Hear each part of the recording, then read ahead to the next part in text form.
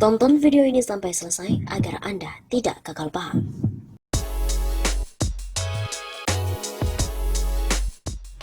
Halo Sobat 651 Mustafa, kembali lagi bersama dengan kami untuk mengupas fakta-fakta perpolitikan dan juga informasi terkini di tanah air. Bak negeri Atlantis, tol RI ini tenggelam bersama dengan pemukiman warga. Tol Semarang Demak di Jawa Tengah menghadapi kendala pembebasan lahan soal fenomena tanah warga yang tenggelam bak Atlantis. Kondisi ini mempersulit proses pembebasan lahan. Staf ahli Menteri Pekerjaan Umum dan Perumahan Rakyat (PUPR) Bidang Hubungan Antar Lembaga Asep Arofah Permana menyampaikan bahwa untuk saat ini pembangunan seksi 2 yang sedang berlangsung tidak menghadapi kendala berarti, namun untuk seksi 1 terdapat kendala lahan. Ia mengaku pihaknya mengalami sedikit kendala karena terdapat satu lokasi yang disebut sebagai tanah musnah, yakni dulunya daratan sekarang sudah tidak terlihat karena terendam air laut. Kami mohon bantuannya untuk menyelesaikan pembayaran seperti apa, karena kami sebagai pelaksana pembangunan ingin memastikan bahwa tanah itu memang bisa digunakan tanpa merugikan pihak tertentu. Jelas Asep dikutip dari redaksi Sabtu 29 Januari. Sementara itu, Sekretaris BPJT Triyono Junoasmono mengatakan jalan tol Semarang Demak dibangun untuk menjadi ruas utama di sisi utara, sehingga nantinya dari Semarang menuju Surabaya tidak harus melalui sisi tengah atau Solo. Pembangunan tol Semarang Demak memiliki dua tujuan, yakni untuk melengkapi jaringan jalan tol di sisi utara, dan jalan tol ini diharapkan mengurangi dampak dari banjir yang sering terjadi di kota Semarang. Banjir terjadi karena penurunan permukaan tanah dan peninggian dari muka air laut. Begitu tuturnya.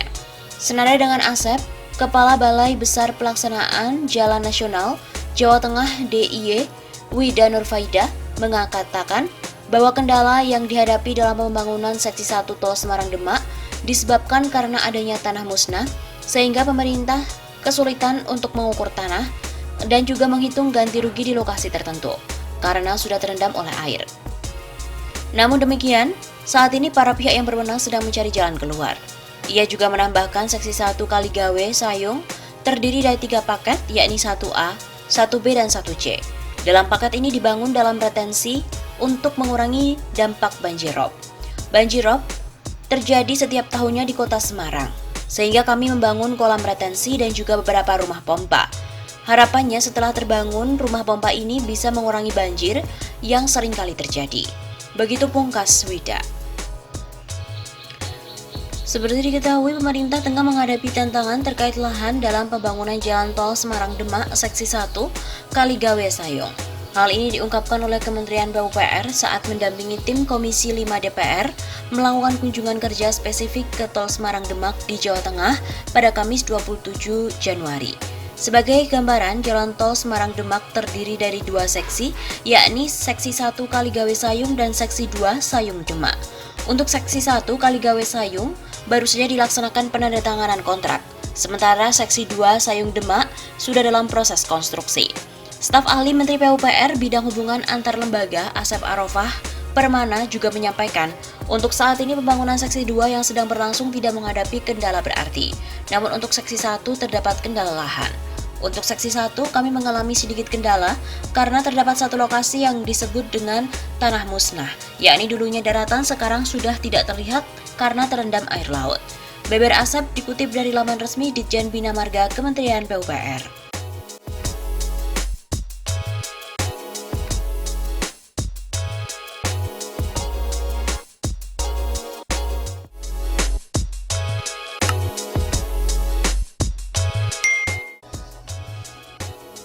Berita dari Tol Cibitung Cilincing yang menelan biaya 10,8 triliun rupiah ternyata hanya dijual 2,44 triliun rupiah. Hal ini pun juga menampik komentar dari berbagai pengamat politik. PT Waskita Karya telah resmi melakukan penjualan terhadap ruas Tol Cibitung Cilincing dengan harga hanya 2,44 triliun rupiah. Namun demikian, sorotan itu terus muncul dengan terjualnya tol Cibitung Cilincing yang telah dilakukan oleh salah satu perusahaan plat merah tersebut. Tol Cibitung Cilincing sebelumnya disebut-sebut telah menelan biaya yang membengkak mencapai 10,8 triliun rupiah, namun terjual hanya sekitar 2,4 triliun rupiah saja. Beberapa kalangan terus melontarkan kritik imbas penjualan salah satu proyek pemerintahan Presiden Jokowi itu.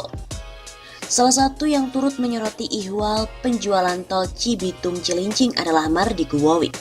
Pria yang biasa disapa Bosman itu tak habis pikir dengan pemerintah yang melakukan pengelolaan negara hingga penjualan tol tersebut justru lebih kecil dari biaya konstruksinya. Wih, gini ya ngelola negaranya, modal sama jualnya minum.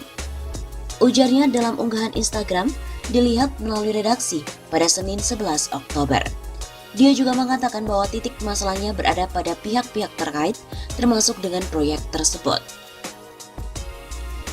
Ini sih geblek semua yang terkait sampai yang tertinggi.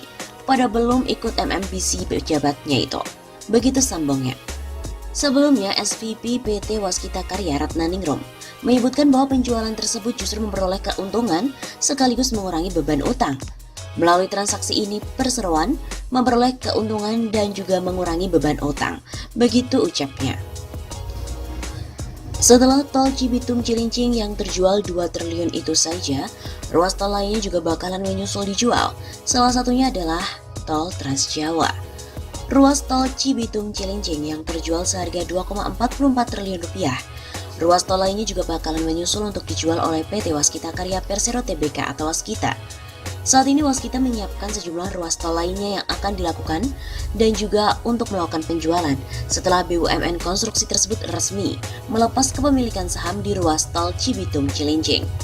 Presiden Direktur Waskita Karya Destiawan Suwarjono mengatakan pihaknya akan merespon dari investor tentang ruas-ruas tol mana saja yang diminati. Setelah divestasi ruas tol Cibitung Cilincing, kami juga menyiapkan ruas-ruas mana lagi yang akan siap untuk dijual. Jadi ada Cimanggis Cibitung, Becakayu, Bojimi, serta Trans Jawa, di mana Waskita Toll Road atau WTR memiliki 3 ruas, termasuk di dalamnya ruas tol Pasuruan Probolinggo. Jelas Destiawan dalam Public Expose Daring di Jakarta pada Jumat lalu, dikutip dari redaksi Senin 11 Oktober. Waskita, kata Destiawan, tetap fokus pada sisa ruas yang ada pada mana yang diminati oleh investor. Intinya dari 13 ruas yang akan di-recycle, 4 ruas tol telah terrealisasi hingga Oktober 2021. Dan jadi masih ada 9 ruas tol lagi. Begitu lanjutnya. Kemudian dengan Indonesia Investment Authority atau INA, Presiden Waskita itu juga menyampaikan bahwa INA masih melakukan kajian terhadap ruas-ruas tol Waskita yang sedang diminati. Dan katanya mudah-mudahan bisa menjadi deal untuk transaksi segera. Begitu jelas Destiawan.